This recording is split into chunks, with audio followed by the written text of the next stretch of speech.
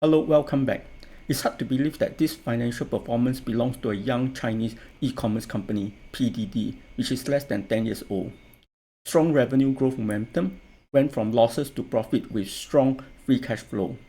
It has been able to compete effectively against giants like Alibaba and JD, overcome all kinds of problems like COVID, lockdowns, rising interest rate, and China slowing growth. Very amazing performance indeed. Here is their quarterly performance.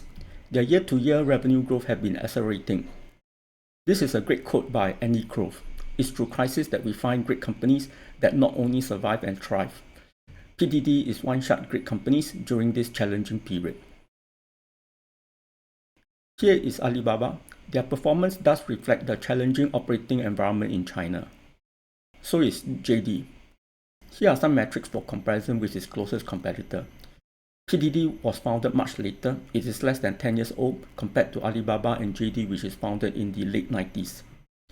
PDD market cap is catching up with Alibaba. In terms of revenue, PDD is still far away from Alibaba and JD. In terms of growth, it is faster than Alibaba and JD. Gross margin is higher, so is operating margin. Because of PDD higher growth and margin, its operating profit is higher than JD and is catching up to Alibaba. Its free cash flow to revenue is much higher. This allowed PDD to accumulate more cash to grow further. ROIC is also much higher, so PDD earns more, generates more cash, and more returns for its invested capital than its competitor. PDD performance is more impressive when compared to its larger competitor. Their financial performance shows a powerful flywheel momentum that PDD can continue to do better than their competitors. PDD performance has been so good that it attracted Alibaba founder Jack Ma to praise PDD and urge Alibaba to correct its course. Currently, PDD has two businesses, Pinduoduo for its China business and Temu for outside China. Currently, Temu is leveraging on the supplier, logistic, and fulfillment capability that they have developed in China. There are two flywheels in operation. When they can provide cheap and good items, more people will come and order more. This leads to more suppliers coming into the platform to sell and more buyers to buy the cheap and good stuff. Their latest platform is Temu. It was first launched for the US market in September 2022 and expanded to several countries. It has more than 100 million downloads on Google Play. Let's go through some examples of how shoppers can shop like a billionaire with Temu. A game console like PS5 selling for less than $23. There are more than 1,800 reviews with an average of 4.6 stars out of 5. A JBL lookalike speaker for less than $15. 54,000 sold and more than 12,000 reviews. This car vacuum cleaner is a bestseller with more than 100,000 sold and 64,000 reviews. So we can see how cheap and well liked the items are. Yes, PDD is spending a lot on marketing. They have two slots during the Super Bowl last year costing $14 million. They're actually spending less relative to their rising revenue. Their financial performance can support their aggressive marketing. Temu is creating wave in the US. Discount stores like Dollar General are hurting. Dollar General cut their profit forecast 3 times.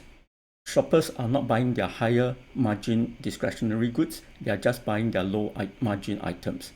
Dollar General is losing market shares. Mentioned in the article, Temu relies on China for supplies and exploit the trade exemption where shipments under 800 are duty-free. Alibaba also does international commerce with AliExpress and Lazada. It is still small to its total revenue, but they are trying to reach it to grow more. Yes, I'm bullish on PDD.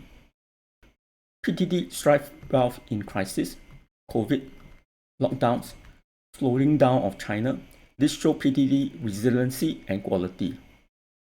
It has been able to compete well against the larger, more established competitor. PDD is not about growing faster with a high cash burn. They have been able to generate good cash flow with high capital efficiency.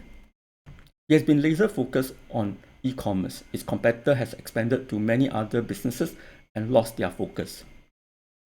A huge total addressable market as they expand beyond China. Expansion itself is good and is also good as a form of diversification. It reduces its dependency on China.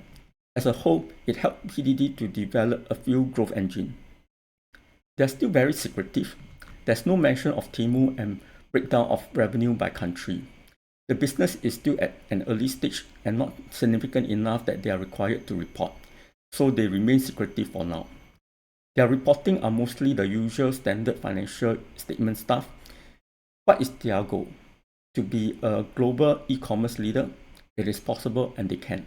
Their market cap is 168 billion, PE is 28 times, the forward PE is 16.8 times, still at a quite attractive range, the reason being lots of challenges and share price volatility.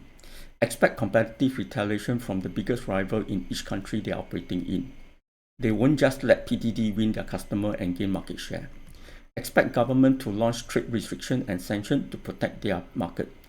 Trump confirmed that he will impose high tariff of 60% or higher on Chinese goods if he wins a second term in office. Macro news will also affect their share price.